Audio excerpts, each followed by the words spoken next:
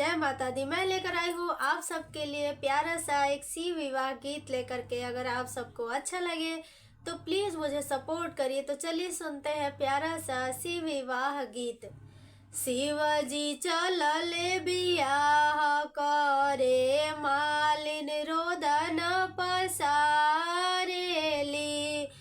ए शिवजी हमरो साथे चलबो, राउर बियाहवा देखबो।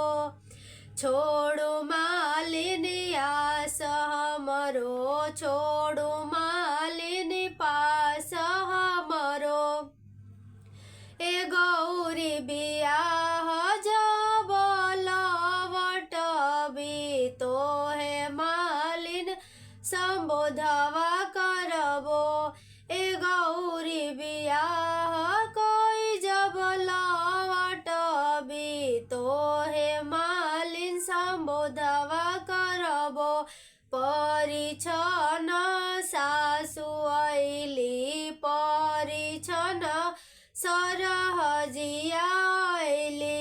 मौरी के ओते मालिन झलकी गइली, सासु ठमकी गइली। किया राउर माई हई, किया राउर बहिनिया हई। ए किया राउर सग्र पीती आइन हई, मौरी लगली आइली। ए शिवजी सग्र पीती आइन हई, मौरी लगली आइली। नाही हमरो माई हई, नाही हमरो बहिनिया हई।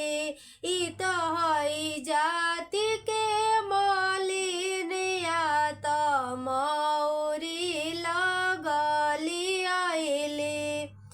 कलशा के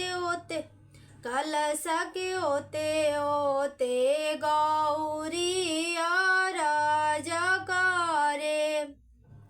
ए निको नाही बाबा हमरो कइलनी, जनमे सवती आइली। ए बाबा हमर निको नाही कइलनी, जनमे सवती आइली।